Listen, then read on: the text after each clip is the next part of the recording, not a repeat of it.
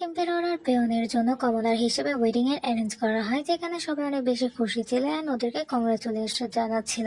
And পিওনির মেয়ের তখন ওকে বলে যে তুমি ইমপ্রেস হিসেবে নিজের দায়িত্ব অনেক ভালোভাবে পালন করেছো, তো একজন ছেলে হিসেবে তোমার কিছু রিওয়ার্ড পাওয়া উচিত। অ্যান্ড ওকে ওয়েডিং চেম্বারের দিকে নিয়ে যেতে থাকে।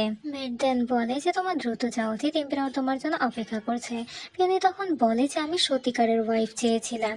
অ্যান্ড মেয়ের কোনো কথা না শুনে ওকে ধাক্কা দিয়ে ওয়েডিং চেম্বারে ঢুকিয়ে দরজা লাগিয়ে দেয়। নেক্সট সিনে পিওনি আর ইম্পেরর বেডের সামনাসামনি বসেছিল। ইম্পেরর তখন জিজ্ঞাসা করে তুমি কি খুশি? পিওনি তখন বলে যে তোমাকে দেখতে একদম সত্যিকারের ব্রাইডের মতোই লাগছে। ইম্পেরর এতে শাই ফিল করলে পিওনি দেন বলে তোমাকে অনেক বেশি প্রিটি লাগছে, অ্যান্ড ও গিয়ে নিচে থেকে ইম্পেররকে কিস করতে থাকে। পিওনি দেন ইম্পেরর নিজের সব কাপড় খুলে দিয়ে বলে যে চলো আমরা বেবি বানানো ট্রাই করি।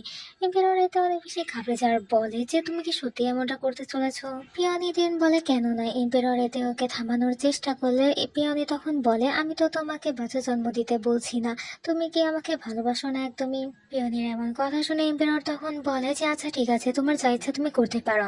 এন্ড দেন পিওনি এম্পেররকে টিজ করতে থাকলে ও অনেক বেশি ঘাবড়ে যায়। পিওনি দেন এটা দেখে হাসতে থাকে আর বলে যে এত কাঁপছো কেন, আমি তো জাস্ট মজা করছিলাম, আর তুমি যে নিজের বরে আমাকে অফার করতে রাজি হয়েছে তাতেই আমি অনেক বেশি খুশি।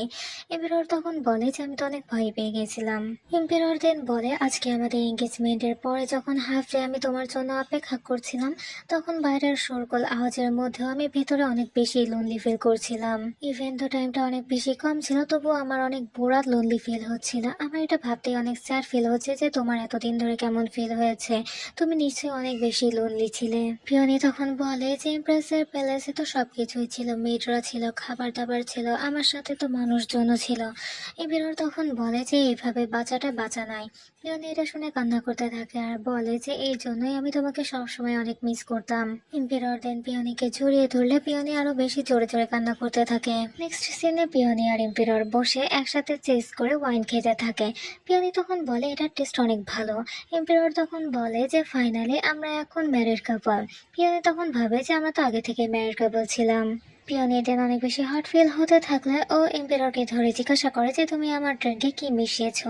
এম্পেরর তখন বলে যে ইম্পেরিয়াল ফিজিশিয়ান আমাকে এটা দিয়েছিল আমাদের ওয়েডিং নাইট এনজয় করার জন্য।